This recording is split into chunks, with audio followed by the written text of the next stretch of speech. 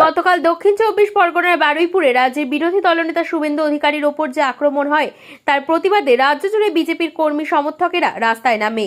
সারা রাজ্যের সাথে আজ ব্যারাকপুরের বিজেপির পক্ষ থেকে ব্যারাকপুর স্টেশন চত্বরে রাস্তায় বসে বিক্ষোভ প্রদর্শন করা হয়। কিছুক্ষণের জন্য যানবাহন চলাচল স্তব্ধ হয়ে যায়।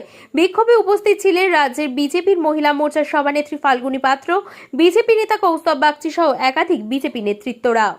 যে তালিবানি শাসন চলছে তার বিরুদ্ধে আজকে মানুষ সোচ্চার হয়েছে। যেভাবে মাননীয় শুভেন্দু অধিকারী থেকে সমগ্র বিজেপির নেতৃত্ব এবং আমাদের রাজ্য নেতৃত্ব মাননীয় রাজ্য সভাপতি সুকান্ত মজুমদার থেকে সবাই এই অন্যায়ের বিরুদ্ধে প্রতিবাদ জানায়। কালকে যেভাবে শুভেন্দু অধিকারীর ওপরে হামলা হয়েছে, বিধায়কদের ওপর হামলা হয়েছে, এই নক্কারজনক ঘটনায় সমস্ত পশ্চিমবঙ্গের হিন্দু তার প্রতিবাদ জানাচ্ছে।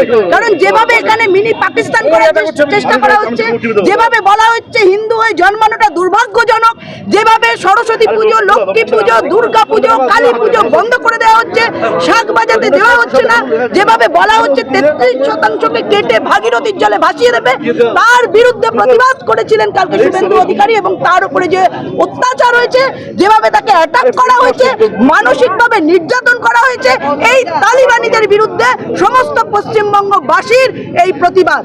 এবং আমরা যেভাবে মহিলাদের উপর নির্যাতন হচ্ছে মহিলা মুখ্যমন্ত্রী, তার জন্য আমরা এই প্রতিবাদ করছি।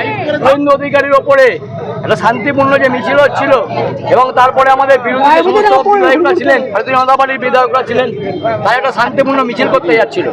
কারণ আপনারা জানেন যে বারুইপুরে একের পর এক হিন্দুর মন্দিরকে কিভাবে জিয়ারদিরা হামলা করেছে, ধ্বংস করেছে, ভাঙচুর করেছে, তার প্রতিবাদ জানাতে আমরা শান্তিপূর্ণভাবে আন্দোলন করছিলাম। আমাদের বিরোধী দল নেতা শুভেন্দু অধিকারীর নেতৃত্বে আমাদের ভারতীয় জনতা পার্টির বিধায়করা, তাদের ওপর তৃণমূল কংগ্রেসের গুন্ডা বাহিনী, তৃণমূল কংগ্রেসের জিহাদি বাহিনী যেভাবে হামলা করেছে, তার প্রতিবাদ জানাতে আজকে আমরা ব্যারাকপুর সাংগঠনিক জেলার পক্ষ থেকে এই অঞ্চলে বিক্ষোভ এবং রাস্তা অবরোধের কর্মসূচি নিয়েছি।